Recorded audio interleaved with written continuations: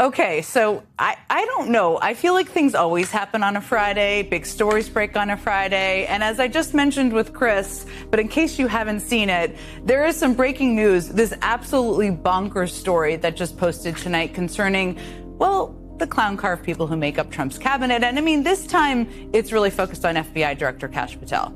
And it's an explosive news story in The Atlantic that just posted. It cites dozens of FBI sources, which is a big deal. It's a lot of sources in this story detailing new allegations about Patel, including some sources who say Patel is frequently drunk on the job, regularly absent from work, and paranoid about getting fired. And there's quite an anecdote about that we're going to talk about. And I'm just going to read you a few of the key passages because I think that will tell you everything you need to know about this story. Here's one. Several officials told The Atlantic that Patel's drinking has been a recurring source of concern across the government. Early in his tenure, meetings and briefings had to be rescheduled for later in the day as a result of his alcohol-fueled nights. 6 current and former officials and others familiar with Patel's schedule told The Atlantic. As a sidebar, not normal. I've worked in 2 administrations. Again, back to the quote. On multiple occasions in the past year, members of his security detail had difficulty waking Patel because he was seemingly intoxicated. This was Chris was just referencing. And that's according to information supplied to Justice Department and White House officials. A request for breaching equipment, normally used by SWAT and hostage rescue teams to quickly gain entry into buildings, was made last year because Patel had been unreachable behind locked doors, according to multiple people familiar with the request. Multiple officials also tell The Atlantic that Patel is deeply concerned that his job is in jeopardy. Well, that's understandable. In one incident earlier this month, Patel struggled to log into an internal computer system. He quickly became convinced that he had been locked out, and he panicked, frantically calling aides and allies to announce that he had been fired by the White House, according to 9 people familiar with his outreach. 9 people. Now, the access problem turned out to, quote, have been a technical error, and it was quickly resolved. And that's according to 2 people familiar with the matter. Now, I should note MS Now has not independently verified any of this reporting. We've reached out to the FBI for comment, and if we get a response over the next hour, I will surely let you know as soon as we get a response. But I should note the FBI responded to The Atlantic with a graceful and eloquent statement attributed to Patel, and here's what he said. Print it, all false. I'll see you in court. Bring your checkbook. Graceful, eloquent. Okay. Joining me now is the reporter who broke that story, staff writer for The Atlantic, Sarah Fitzpatrick. First of all, Sarah, I'm so grateful you could be here because we saw this story and we reached out and we were like, can you come talk to us about it? And here you are. I want to talk to you about all the details of this bombshell report. I just skimmed the story, the service there, I should say. But first, I just want to give you an opportunity to respond to this reaction to your piece because Patel's advisor, Erica Knight, called your piece fabricated stories. She said that every serious DC reporter passed on. Sarah Fitzpatrick and Jeffrey Goldberg printed it anyway. Lawsuit is being filed. What do you say to that? I say that I am a very careful, very diligent, award-winning investigative reporter with a history of award-winning work across multiple organizations. You and I, in fact, have worked together previously. I stand by every word of this reporting. We have excellent attorneys, and it is a surprising statement, but a very telling statement, I believe. And I would also note, we reached out for comment to the White House and to the Justice Department, neither of which disputed anything. We gave multiple opportunities, including 19 detailed questions. So we stand by every word. And look, this is telling because there are so many people. You alluded to it earlier. These are not the types of people who are willing to speak out outside of the FBI, especially right now, because Kash Patel is going after people with polygraphs in a way that has never happened at the Bureau. So for it to be this level of alarm, this is people genuinely concerned that America is in danger as a result of this conduct. And I feel, a real responsibility to take care of that reporting incredibly carefully. And The Atlantic is nothing but diligent, and we have amazing lawyers and amazing editors, and I stand by every word. I'm not surprised in any way by their response. I will say, and you, as you said, you note, and I noted 9 sources for the opening anecdote of the story as well. Let's get into some of the details about this, because Patel's excessive drinking seems to be what is alarming a lot of the sources in here. There are multiple anecdotes that refer to that. That's understandable. They're moving meetings. People couldn't wake him. What more have you heard about the extent of his drinking habits and how it seems to be affecting his ability to serve as FBI director? I think the key point is that this is happening in places in which it is public. There are lots and lots of people around who are seeing it, who are hearing about it, who are learning about it. For example, we have video of Patel chugging a beer to excess on video. We've all seen it. Everybody's seen it. Yes. And I think it speaks to, he was on official travel at that time. There were ongoing threats in the United States at that time. So, it is a very, very clear pattern that has occurred in multiple locations over a long period of time. And it's that pattern which is giving everyone pause. These are not one-off events. I just read this story, but we have to come back to it, because the excerpt I just read, just to remind people, a request for breaching equipment normally used by SWAT and hostage rescue teams to quickly gain entry into buildings was made last year because Patel had been unreachable behind locked doors, according to multiple people familiar with this request. I find that, I've traveled with 2 presidents. I've worked in the government. I've worked in the State Department. Shocking. Really, people should feel shocked by that. This is not a 22-year-old who's irresponsible, who's on a trip and should be behaving better. This is the FBI director.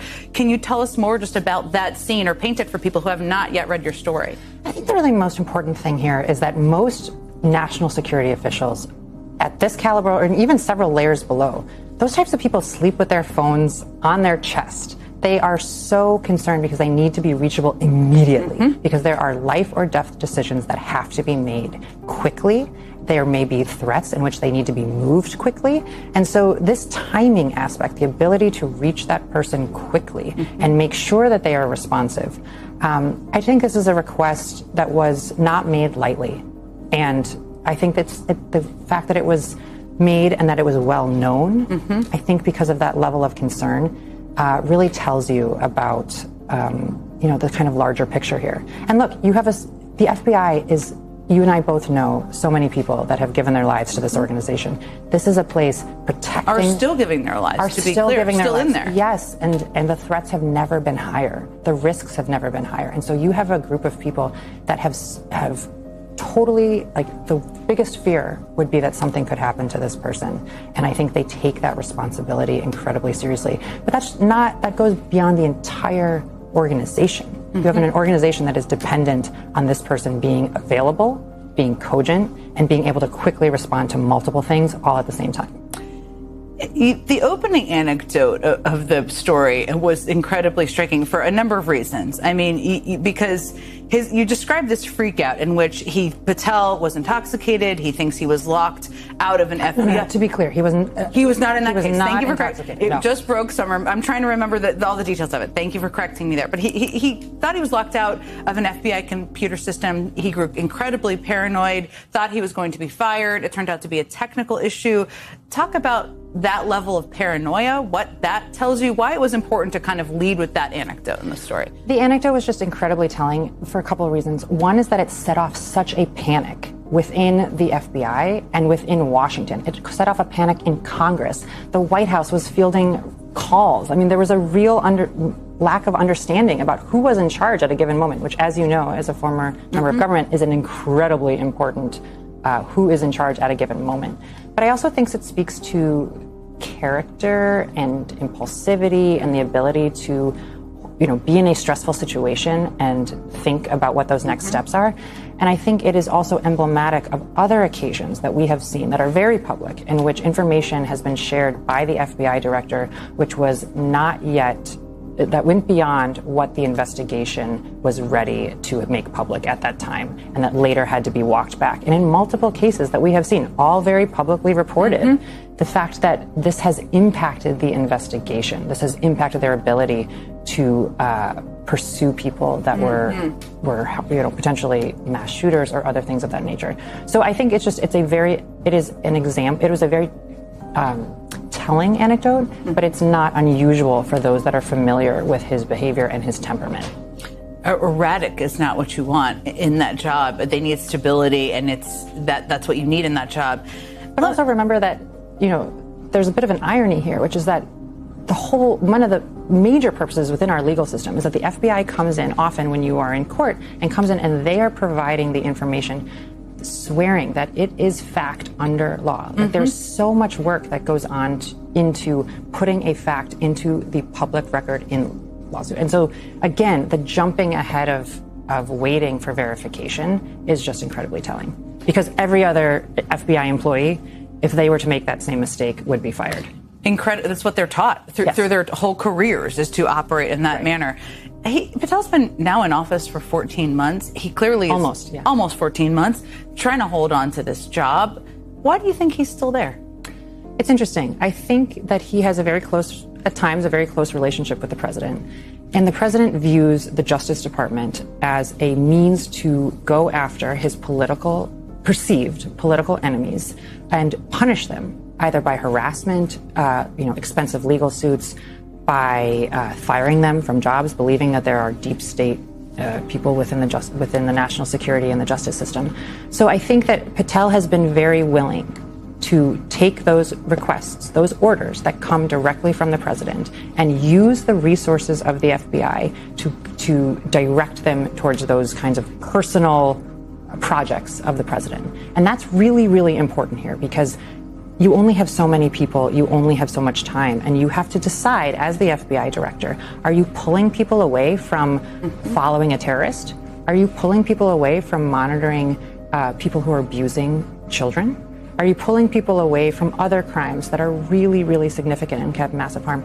And I spoke to so many officials who said to me, this is what I worry about at night. I cannot sleep at night because I'm worried that I may have pulled something away from somewhere and I've had to reorganize something, and people may be harmed as a result. And so I think that was the really sobering thing that stuck with me throughout this reporting, that I would want every American watching to really think about, because we are at a moment of unprecedented threats. That is not an overstatement. We have unprecedented threats, and we have to make sure that our resources are used accordingly. Sarah Fitzpatrick, this is a really incredible story. Everybody should read it just to understand who's running our government right now. Thank you so much for hustling your way over here and helping really give us more meat on the bones of the piece. Thank you again. Thanks for having me.